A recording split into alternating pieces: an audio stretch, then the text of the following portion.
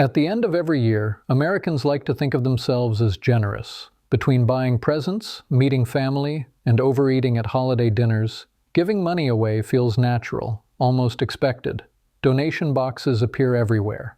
Charity emails pile up, and for a few weeks money seems to move more freely. But this year, something is different. Fewer people are giving money away than before. Not suddenly, not dramatically, just less. And while it may be tempting to blame politics, or President Donald Trump in particular, the reality is more complicated.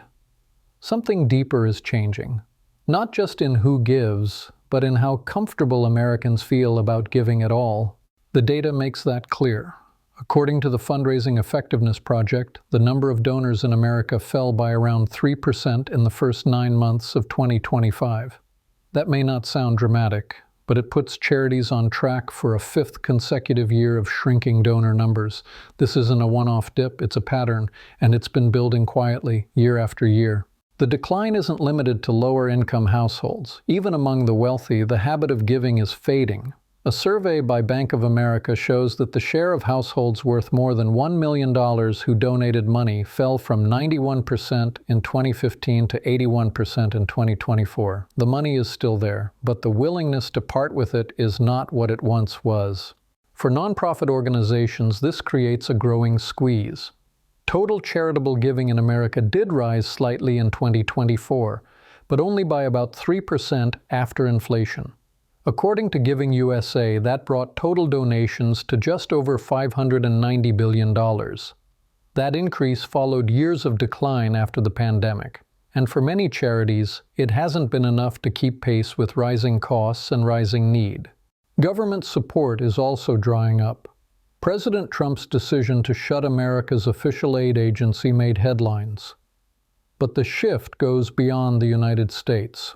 Other rich countries have been cutting aid more quietly. According to the OECD, official development assistance from the world's biggest donors fell in 2024 for the first time in 6 years. Public money is retreating. Private money hasn't filled the gap. Politics has played a role. Since returning to office, President Trump has repeatedly denounced certain charities as wasteful or politicized. Causes linked to climate change, higher education, or diversity have been branded as hostile.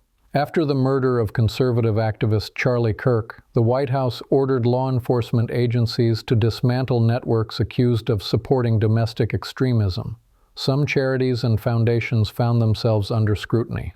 As one academic put it, donating to certain causes now feels like putting a bullseye on your back. But politics isn't the whole story.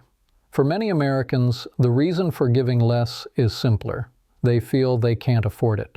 Even though wages have risen in real terms, surveys show growing anxiety about the cost of living. Nearly half of respondents in a recent McKinsey survey said they were worried about rising prices. Almost a quarter said they were struggling to make ends meet. When money feels tight, charity is often the first thing to go. Another force is fading quietly in the background: religion. Many faiths teach generosity, whether through tithes, zakat, or ma'aser. For decades, America's religiosity helped make it one of the most generous countries in the developed world. But faith is declining. A recent Gallup survey found that religious affiliation in America is falling faster than in any other country it tracks.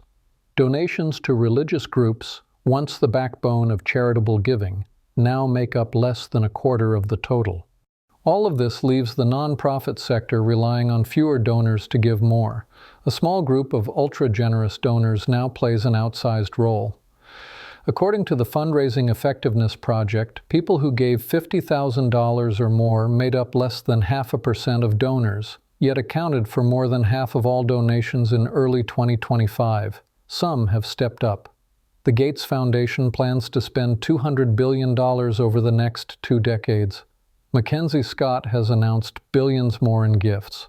But big donations from a few are unlikely to inspire many more. Generosity hasn't disappeared, but it has become narrower. And that raises a difficult question. Can fewer donors really carry the weight alone?